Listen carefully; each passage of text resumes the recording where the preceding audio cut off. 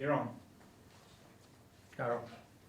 You're on. Welcome to Ecologic for the month of May, beautiful time of the year. We're dealing with lots of water. Locally in the Vermilion, we've been above flood stage for almost 30 days. The water just hangs in there, keeps coming.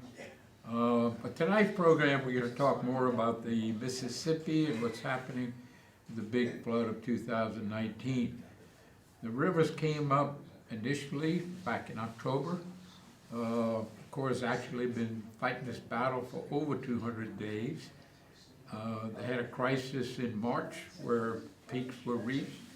They anticipated the rivers receding after mid-March and a new peak in the middle of May. Well, that's gone much further beyond mid-May. And so Dave has done a lot of work and research and looking into this. So he's going to share with us why this is such a big event in terms of floods. This is, the duration is a record.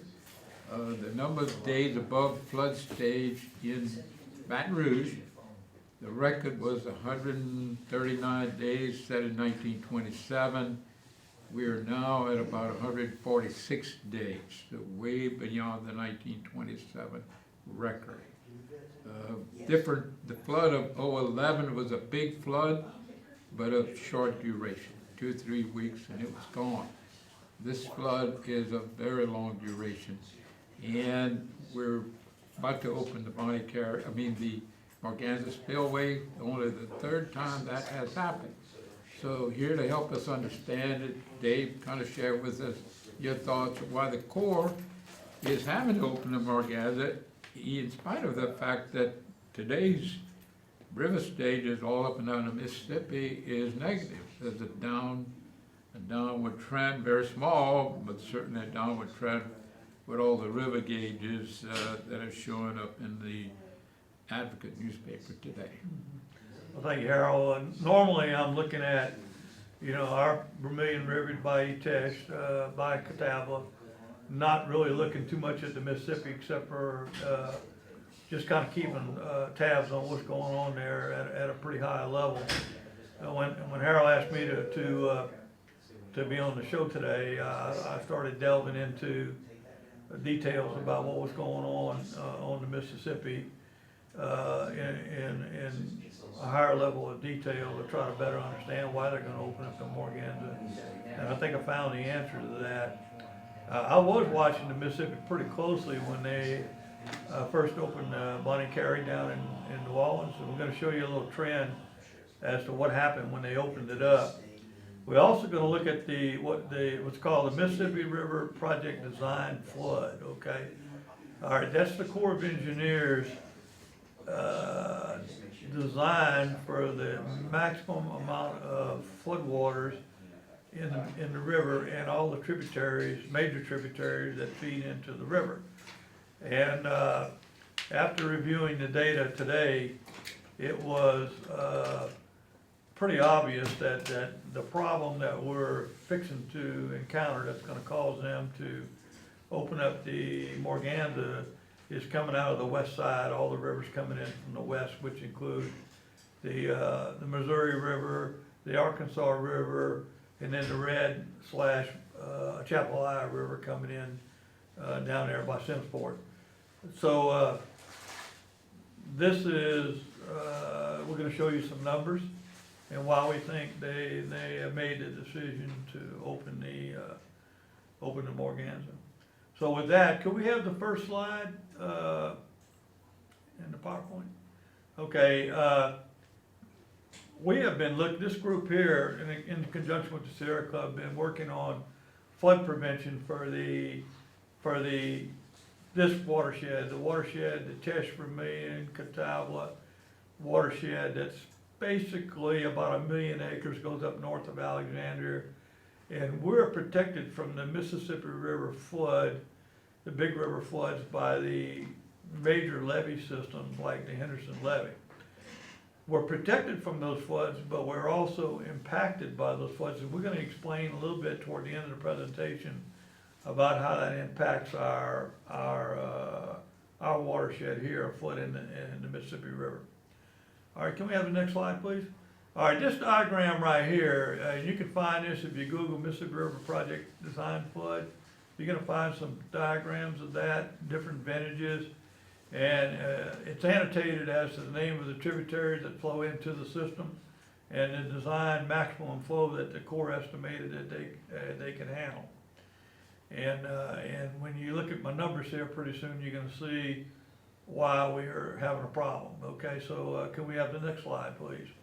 All right, here are some of the numbers for the design flood. Okay, these aren't the real-time numbers. These are the numbers that the Corps estimates that the river is capable of handling without having a breach. Okay. Cairo, Illinois is a big number. Vicksburg is the biggest number. Okay, because below Vicksburg, we start moving water out of the system through diversions and floodways and such. Okay, so they're saying that the number we need to focus on here is Baton Rouge. We left the comma out there, but it's 1,500,000 cubic feet per second. And anything above that jeopardizes the levee system, the ability to handle a levee system. Now, Harold mentioned that how long the river's been above flood stage, and that may play into their equations also, and it may cause them to adjust things. What do you think about that, Harold? You think that? No question about it. Yeah. You know, they fight this in a lot of ways. When they had from the crest that they had in I guess it was mid-March, they expected it to go down. So as it went down, they were emptying all the reservoirs they could, letting all the water out they could, in anticipation of snowmelt refilling the reservoirs. So this intensive management goes all through the system in 34 states. They're managing the reservoirs, they're dropping them down in anticipation of just snowmelt and what was already in the system. And that has worked well so far. What's complicating it, this whole effort, is we're getting an awful lot of rainfall in the system, especially through the west, into Oklahoma, Kansas, all into the Midwest. So the Red River system through Oklahoma, North Texas, that's all at maximum flood. So that's pouring into the Mississippi. Tulsa is threatened. Their levee system is barely holding together. It is holding, but severely threatened. And all that water down the Arkansas River comes right at us. And one of the reasons we think the Corps has to be looking hard at opening the Narragansett. Yeah, we got related to that. We got a call this morning from a friend up in southeastern Kansas, saying that they'd got a huge storm that just came through there last night, and it dumped tremendous volumes of water like they'd never seen. We're talking about a gentleman that's 78 years old. He's seen a lot. He said all the roads were flooded, homes were flooding, and that's all pretty high land over there. This is in Kansas. All right, how does that impact us? Okay, that's coming into the Red River, Atchafalaya River. It's coming into the system, okay? So it does impact what's happening down here when that water finally reaches us. All right, so there are also design flows for the different mechanisms we have to move water out of the system down to the Gulf of Mexico. There's a floodway up north, up in Illinois. People probably down here aren't even aware of that floodway. It's called the Cairo floodway. The Maverick floodway, it's at the juncture of the Ohio and the Mississippi. Right. And when they have a super flood at that point, and that's all based in the 54 Flood Control Act, the law, when certain levels of flow arrive, then they're forced to open the New Madrid. New Madrid is very important because One, it's a dynamite type of opening, it's only been open a couple of times. I think it's 73 and 011. But it's very important because it lowers downstream stages 2 feet. And it's only done in the most severest of floods, and I think they probably are looking very closely at opening that. We don't know for sure whether that's been opened. I believe that floodway is like 100,000 acres, and it actually just allows the water to come out of the river and then to rejoin the river downstream. Yes. Hold it as a kind of retention. It is retention. Okay, so I guess they have the retention, and then when the river goes down, then they let it back out in the river. The next one is the old river control structure that allows Mississippi River water to flow into the Atchafalaya River, and that's right north of here, north of Lafayette here, north of right by Simmsport, Louisiana, a few miles north of Simmsport. It's called the Three Rivers area, and that's where the Red, Atchafalaya, and the Mississippi all come together. That's a really important structure there. They almost, if they would lose that structure, and the Mississippi River would probably change course, and the main channel of the Mississippi would go west into the Atchafalaya, leaving New Orleans and Baton Rouge with some really severe problems with saltwater intrusion, that sort of thing, and maybe jeopardy to navigation there. I was there Thursday, and all the gates are wide open with the exception of the auxiliary structure. There's 4 gate systems. There's the main structure, which is the principal, and that was the only thing that operated in 1973, and it failed in 1973. So to deal with that failure, the Corps built the auxiliary structure.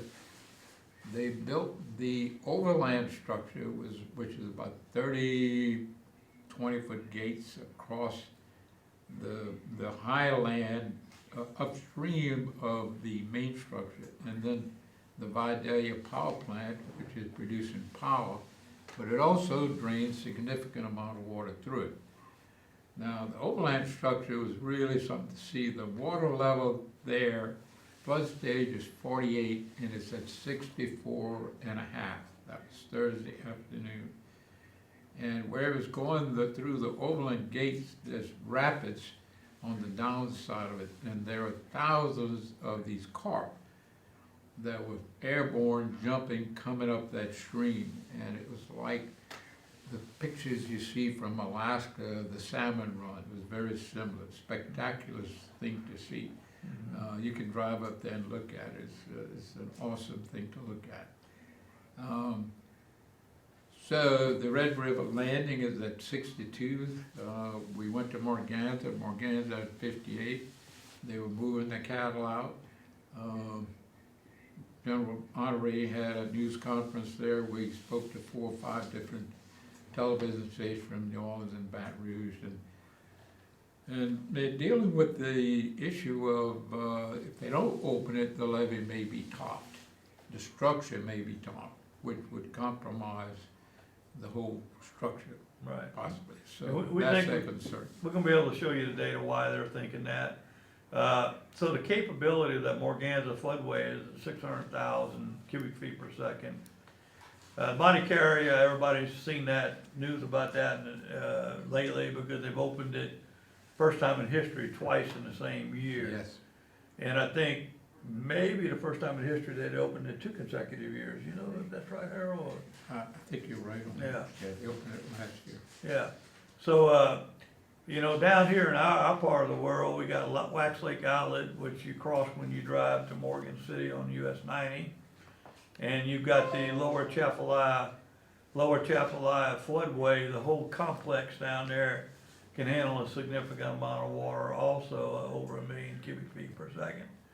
And I don't know that all this is additive, because Morganza would flow into the Lower Atchafalaya, and it would impact Wax Lake too, right, Harold? No question about Yeah, it. so it's not additive. It's not saying, okay, we can add all these together, we can easily handle almost 3 million cubic feet. That's Probably, not really the case. yeah, probably has more impact on the east side for several reasons. The west side, the inside guide levee goes way south, about 12 miles south of Interstate 10, and wraps around back to a control structure and gate at the levee. So when you open the Morganza, the wide open pass is down the east side. And that water doesn't get into the Chafly River, which is about 7-8 miles upstream of Interstate 10. So it goes straight down into what we used to call the old Grand Lake system. And will probably put a lot more pressure on the east levees rather than the western levees. And the weakest part of the levee system is the east side. It's where in 1973 the levee system had failed. It had gone way below design height, 6 to 8 feet below design height, mainly due to subsidence. A high subsidence area, actually calculated 48 to 52 millimeters a year. And they fixed it with sheet piling, which was a temporary fix 46 years ago.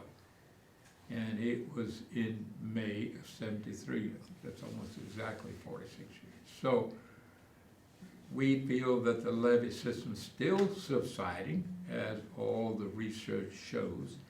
And that sheet piling is there to protect everything from Morgan City to New Orleans.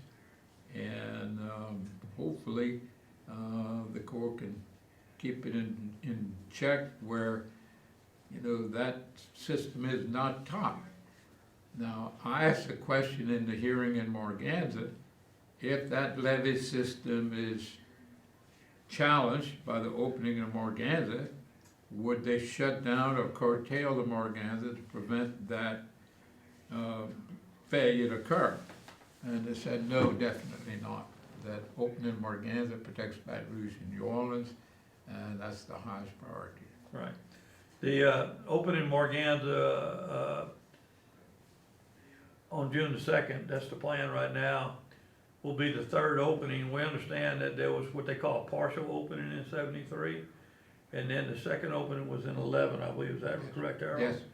And of course, there'll be one this year in 19, unless something dramatically changes real soon. The Bonnie Carey, I don't know the total number of times it's been operated. Do you know that, Harold? Oh, yes. Well, it's been operated, I think, 4 times in the last 7 years, so. Yeah, but I'm talking since it was built. 10 or 12 times. Yeah, it's been a lot more Yeah, frequently a lot more operated than the Morganza or the one up at Cairo, Illinois. Okay. So can we have the next slide, please? Okay, this slide right here illustrates like what happens when they open up one of the floodways. This is the Mississippi River at the Bonnie Carey spillway. There's a level gauge. That trend you're looking at is the level, and you can see on the left side of the trend, the level's increasing pretty dramatically. And you'll see I put an arrow and a little bubble there saying where they opened it. And it continued to rise for some period of time as they opened that. Now when they open it, let's talk about that in a minute. They don't like throw the doors wide open across the whole spillway. They start a gradual opening of that spillway, and they monitoring, you know, what the level's doing, and they open up just what they need to open up. So you can see that around a little after March the 16th, the level started flattening out and declined a little bit more, but they left it open all the way till in April, about April the 2nd, I believe. I had the exact, you can get the exact dates off the Corps' website. And then it stayed closed since from April 2nd till about May the 8th or somewhere in that range or so. And they decided to open it again, and you notice that it spiked up right after they started opening the second time. And but it's maintaining about 16.5 feet, level. The there. critical number here, the New Orleans levee system is at 20. So Bunny hopefully holds the river at around 17. So you got 3 feet of wiggle room there. Right. And But the I- fact that Morganza is opening means that there's a challenging amount of water coming at Baton Rouge and New Orleans in the Right. mix. Right. And, again, another factor is, remember we spoke about how long the water's been up on the levee.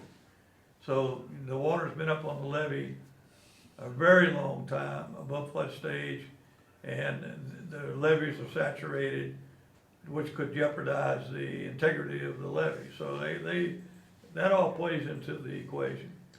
All right, can we have the next slide, please? Okay. This is what I was looking at, saying why they're probably thinking about opening or had decided to open the Morganza. The Missouri River, this is one of the big feeds from the west side. If you look down in the lower right-hand corner, you'll see the maximum flow they recorded. Now, they only have 4 years of data on this gauge, was 223, and right now, they're recording 425. And I believe the design flow for that point is, about 400 and something, I'm not exactly sure. So it's right, and you see the trend is still increasing, the flow rate is still increasing up. So we're right at the design flow that's coming down the river with an increase. If you look, that's only about a week's worth of data.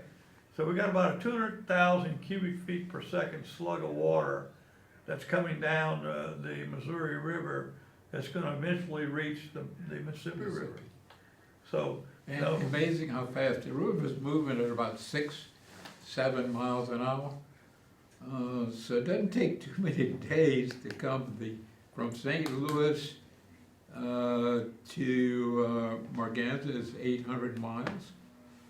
And a 7-mile-an-hour flow, it's a few days in this year. right. So here comes 200,000 cubic feet approximately. That we know about. There may be even more due to some of these recent rains that happened just as recently as yesterday. There'll probably be more in that basin. So that will be additive to what's flowing into Mississippi and Baton Rouge. Okay, so let's go on down, let's go on down the river down the west side. Let's take a look at the Arkansas River. And you see some really serious problems going on here.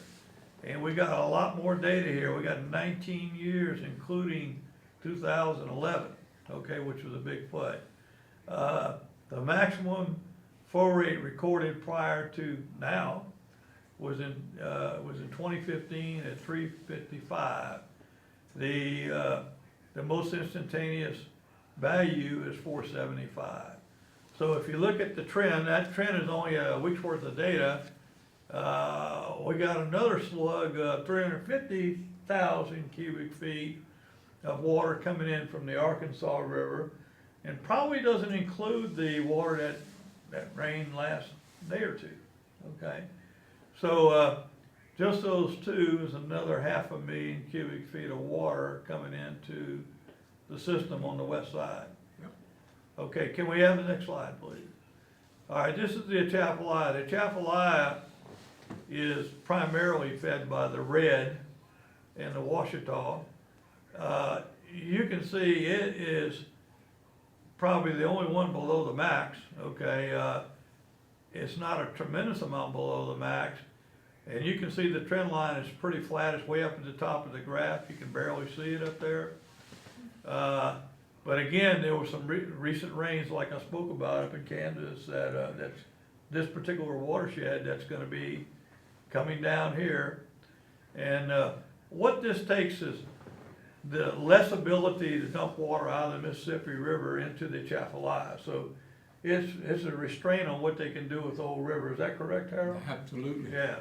So if Old River is, there's a restraint of what you can put in there, because the Atchafalaya River gets to its maximum flow rate, it's, you can't divert more water from the Mississippi into the Atchafalaya if the Atchafalaya can't handle it. But all the gates are open now. The only one isn't the auxiliary destruction. I was curious why that was open. So they dump in all they can from the Mississippi into the Atchafalaya, Yeah. it appears. Can we have the next slide, please? All right, that's the Mississippi River at Illinois, okay? So you can see that rise in the trend right there. And you can see that this is 76 years of data. That's before I was born. That's probably maybe right about the time Harold was born, okay? That's a long time. And the most recent instantaneous value is 820,000 cubic feet per second, and the maximum recorded in 1943 was right about the same amount, 824,000. So in 76 years, we're right at, and with the trend line going up, we're probably gonna exceed that maximum they've recorded in the last 76 years. That gauge has been there a long time, okay? So, one of the comments the course put out regarding the amount of water in the system up north of us was that this was the greatest amount of water in the last, basically since records have been kept, right, 124 years? Highest rainfall in 123 years. Yeah. Right. So that water's gotta come down into the system there. So, you can see what's happening west of us and north of us on the river. So let's go on down the river to Baton Rouge. Okay, the flow rate is rising slightly. The maximum measured in Baton Rouge was 138, and the most recent instantaneous was 137. So we're sitting right at the maximum recorded during the last 12 years, which included the flood of 2011, okay? Now, if you add in what's coming in the Arkansas and the Missouri River into those numbers, and what's gonna be coming into the red, that's gonna take capacity out of our old river, you know, we're gonna be looking at way over the 150 that is the design project flood for the Mississippi River in Baton Rouge. Is that correct, Harold? Is that a Yes. correct assumption? Yes. So, we think the reason that they made the decision to open it is that we're in short order here, how long it takes that water to get to us from the Missouri River The and Missouri, the Arkansas we're in River. 160 miles a day, and it's 800 miles to Morganza, so you're looking at 4 or 5 days. That's the Yeah. number. And they anticipate the height on the 5th of June to top the structure at Morganza if it's not open. Right. All right, can we have the next slide, please? Okay, we're gonna get into how the Mississippi River flood impacts Acadiana, which I know may be of some interest to some of the community here. Before we do that, though, I wanna give a plug to a book. Can we go back to the video of us, clear? All right, there's a book that was written by Mr. John Barry, who's from New Orleans, called Rising Tide. And the subtitle is, you can't see it on the video, but I'll read it to you. The Great Mississippi River Flood of 1927, How It Changed America. And he went into a tremendous amount of history about what led up to the flood of 27, what happened in 27, and what was the result of the 27 flood. The result of I'll give you a quick overview of what's kind of in this book here. He got a fascinating history of man's attempt to tame this river. And most of man's attempt to tame this Mississippi River has been a failure. And we almost lost it in the flood of 73 when Harold mentioned that the structure at Old River was compromised. Yeah. it didn't completely fail. They didn't lose the whole thing and it washed out, They just but it lost was control. really close. It washed out over 300 feet below the structure. It took 9 years to fill it back up. 9 years with rocks and everything they could think of dumping into that hole that was created Right. beneath. So he goes into a history in this book here. I'll put it up here where you can see it again in case you don't want to go out and buy your copy. Highly recommended reading if you want to know kind of what happened and how it impacted the politics and how it impacted the culture. And you say, well, how in the world did flood impact the culture? You have to read the book. I'll tell you a little bit about it, okay? Before the flood of 27, most of the levee systems were either private or local governmental entities. And the result of the flood was that President Calvin Coolidge assigned Herbert Hoover, I think he was Secretary of the Interior, is that right? He was one of He the, ended up being the command person from the president to deal with the recovery from the flood. And it made him famous and put him in a very favorable light and got him elected president. right. You may remember people talking about Hoover Dam, well, it was named after him, okay? So, and then that led to the federalization of a lot of the levee systems. The 1928 Flood Control Act, Right, which authorized the building of this massive levee system. right. So you know, like the Bonnie Carey and the Morganza, well, the Bonnie Carey was built first. That was part of the project after the flood to build the levee systems and the spillways. It was built, I believe, in 1935. Yes. The West Atchafalaya Spillway was built about the same time in 1935. Finished in 1935. So that Henderson levee that everybody that lives in this area knows about, that's when that levee was built, 1935 after the Great Flood of Yep. 27. The West Guide levee on the West Atchafalaya Spillway, which was part of one of the spillways that was built after the flood of 27. The Morganza spillway and control structure on Morganza was built, I think it was in the 50s, right, Harold? 1954. 1954, okay. The floodway may have been there, but the control structure was not there, right? Is that Right. correct? Well, Okay. the floodway was there, but it goes down the West Guide, between the West Guide levee and the inside levee. Right, Along the river levee system, that was also built in 54. right, And that was all to force as much water as it could down the main channel. Then in 58, to accommodate that, they built the super channel. They dredged the river. Originally, the river was maintained at 300 feet wide by 50 feet deep.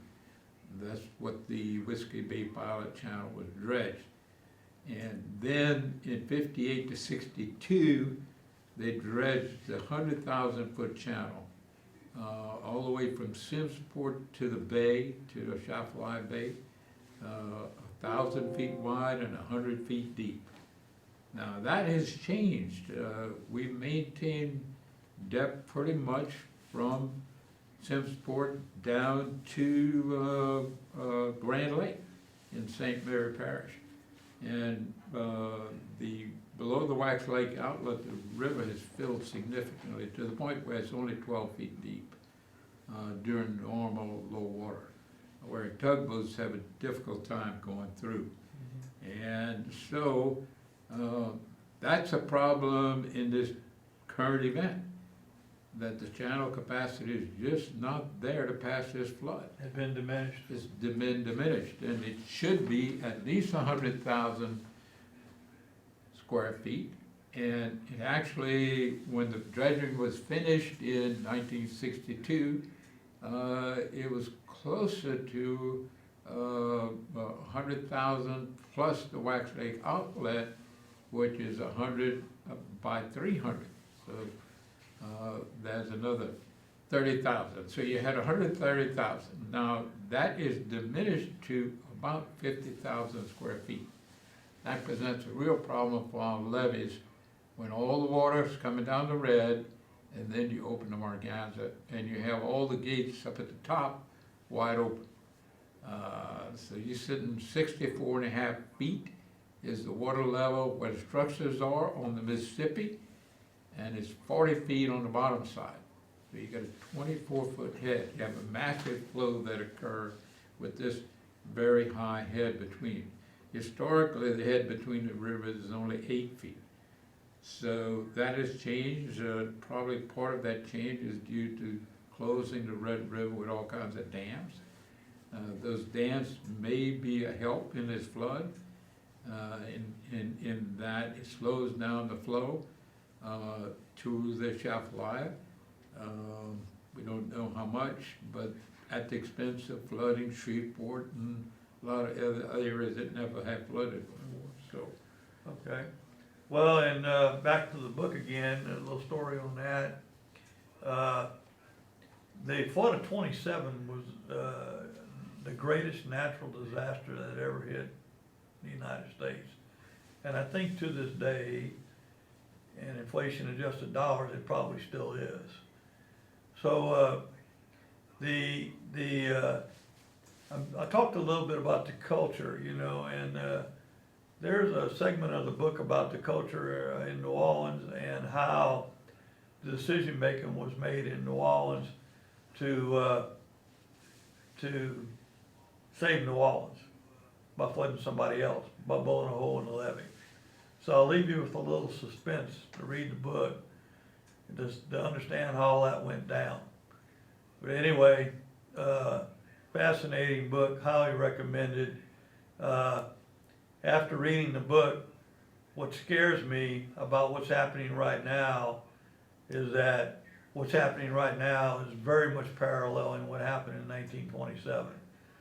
What happened in 27, it kept raining in the summertime. So we better hope it quits raining.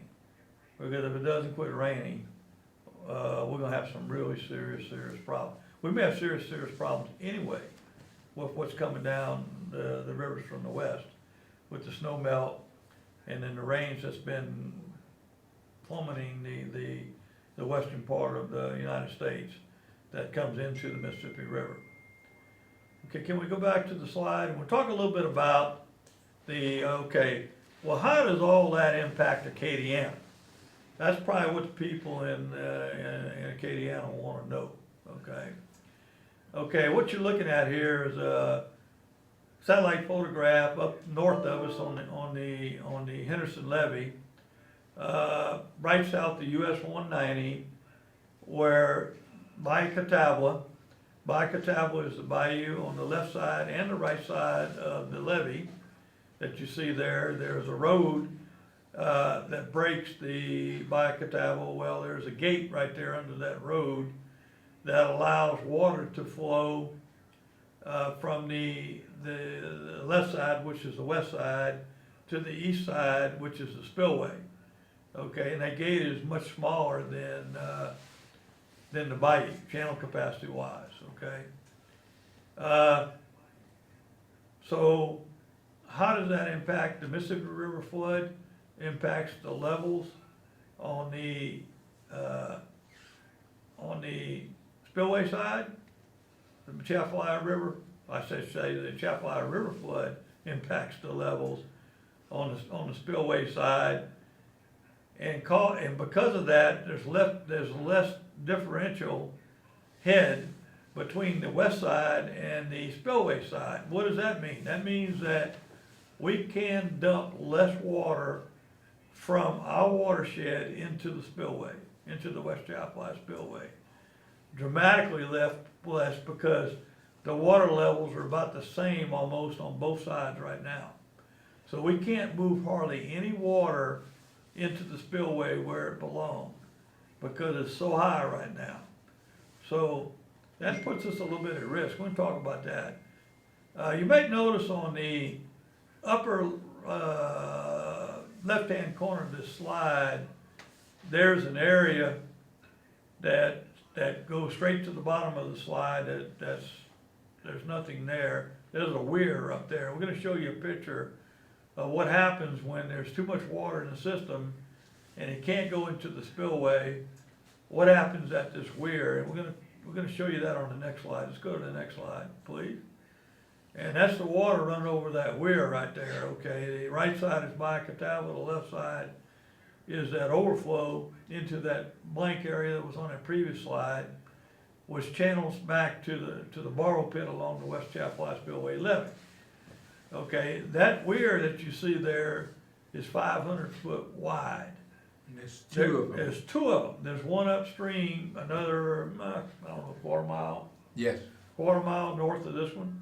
Yep. On the river, and they both end up in the spillway. That's an uncontrolled flow into the spillway, into the bar pit levee. And Lake Falls And Point it system. eventually ends up in Cudahoe and Lake Falls Point, okay? So what's the risk, okay?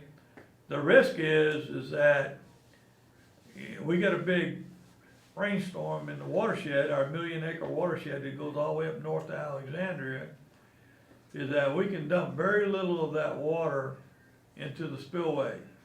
We can dump water into Lake Falls Point, but there are issues regarding the channels that lead to Lake Falls Point, needing some dredging work, specifically at Cudahoe Lake, Yes. which restricts the flow. Okay, so that means that a lot of the water that comes into the system from the north of us right now will eventually end up in the Bayou Teche and the Vermilion River because we can't flow that water into the spillway. At about 24 feet, that's about at that height, we would have backwards flow. You couldn't open the gates because you'd be adding to the flood. And we are at almost 21 feet right now. And so, as the river rises, and it certainly will rise more with the opening of the Morganza, we get in a precarious position should we have a big rainfall event in the Teche-Vermilion system that covers everything from Alexandria on down. And I just drove through there today. The whole area is flooded now. You know, you've got very, very high, all those swamps have high water in them. All the swamps lying along I-49 are just full of water. And so, hopefully it stays nice and dry for us for the next month or so. Right, and how that impacts us, if, anybody that monitors the Vermilion River,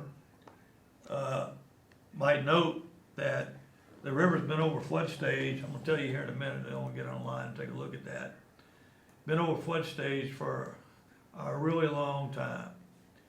And, the reason it's over flood stage for a very long time is that we got all this water from the north that keeps feeding us.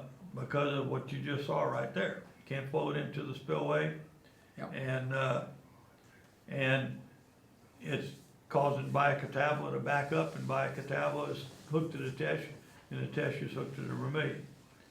So that water's coming down to see us.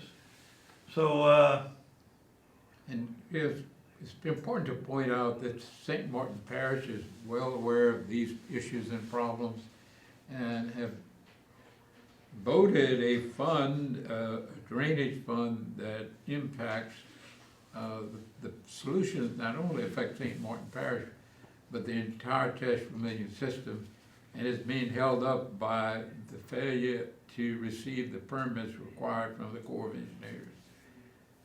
It's unbelievable that the Corps has held up these permits for almost a year and continue to hold them up and challenge one of the, for the Cudahoe Lake dredging project is being placed in farmland that was converted from woodland, and the Corps said proper permits weren't executed 40 years ago, and that was done.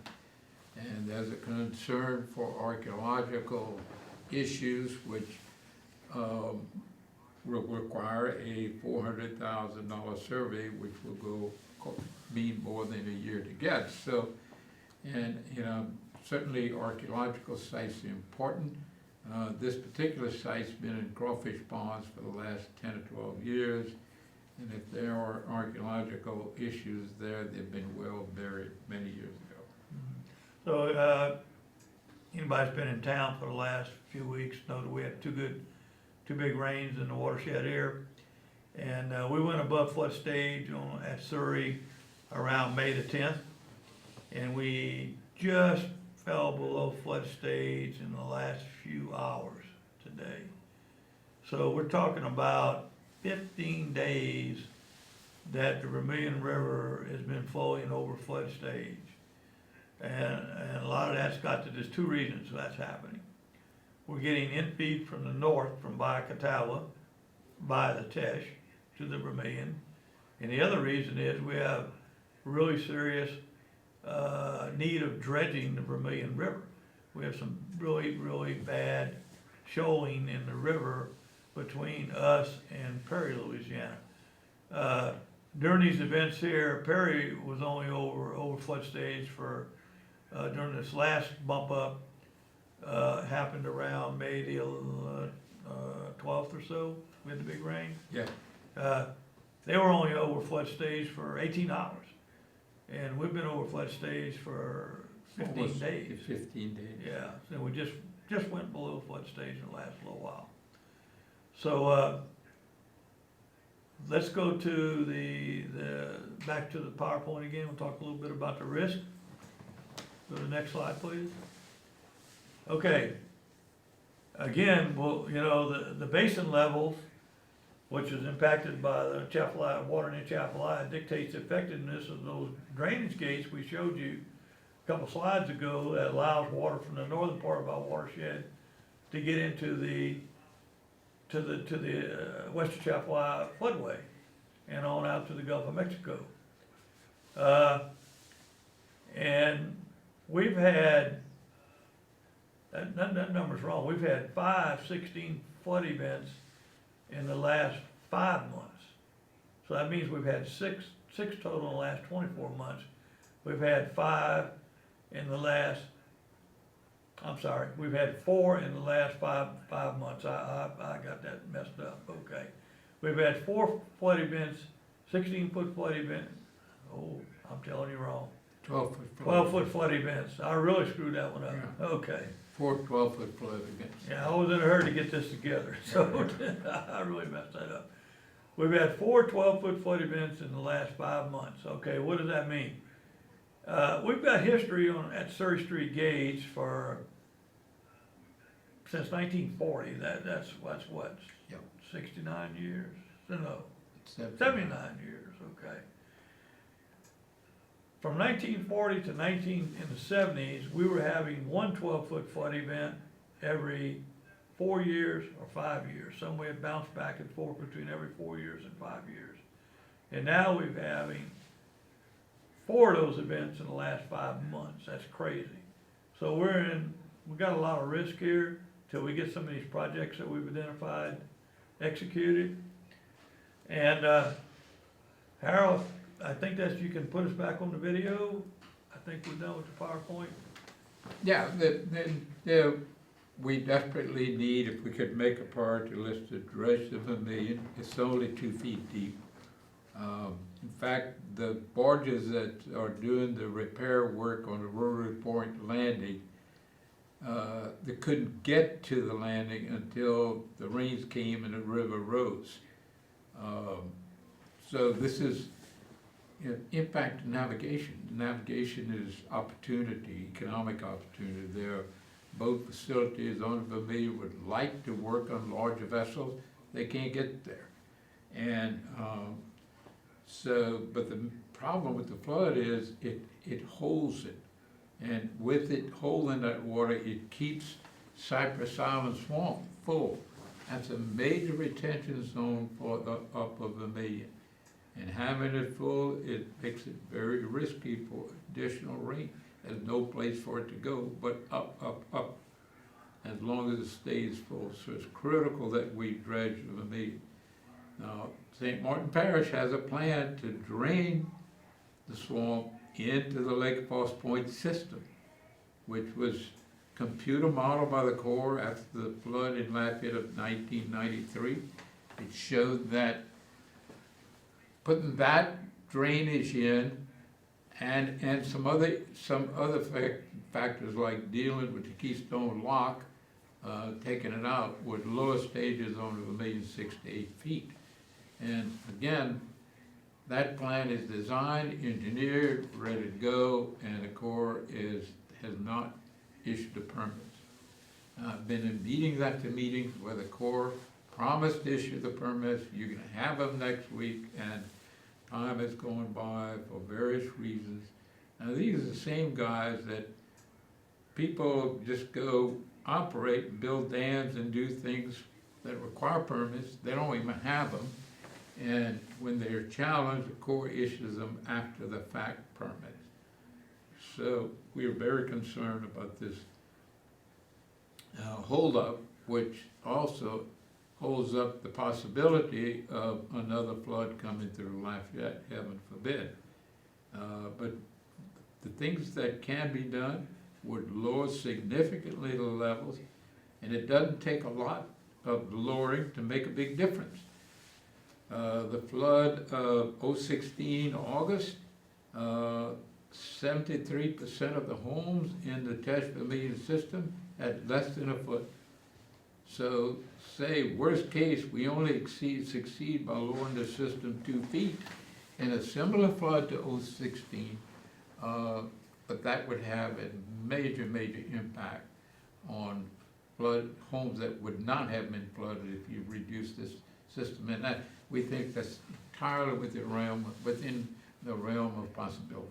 Yeah, we updated some numbers for the last public hearing we had. We had in our watershed, this Tesh Vermilion Catawba watershed that goes up Bayou Buff and Bayou Rapids up in northern part of the watershed around Alexandria. Over 10,000 homes flooded during the flood of 16. Now, in the total FEMA payout for the state, I don't have the breakdown for our watershed, was like 4.259 billion, of which that comprised of both flood insurance payouts, grants, and loans, low interest loans. So it's a significant cost to the taxpayer, these floods, especially when you can fix them. Especially when you can identify like what caused the problem, and it can be fixed. One of the problems was the Henderson Gate. When this flood came in 2016, Henderson was at 10-foot elevation.